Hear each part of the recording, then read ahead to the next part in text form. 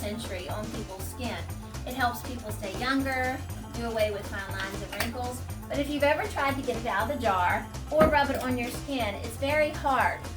So, in order for us to be able to put it on our skin, we need to make it into a whip.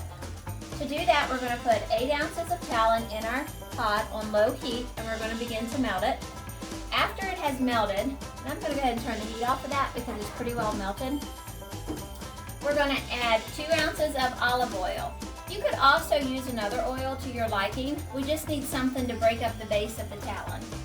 And then last but not least, we're going to add rosehip oil and lavender. Frankincense is another good oil that's for your skin. I'm just using these two because I don't have frankincense.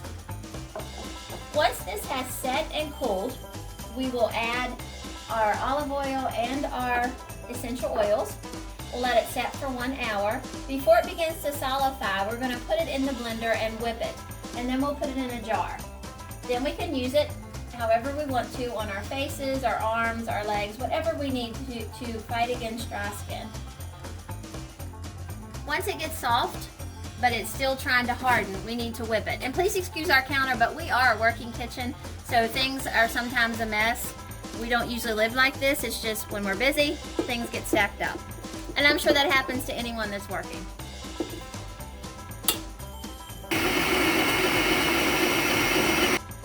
This is the Tallow Balm when it's complete. It's soft, and it's got air in it, so it doesn't keep quite as long as regular tallow, but other tallow is impossible to spread on your skin. We hope you enjoyed this video.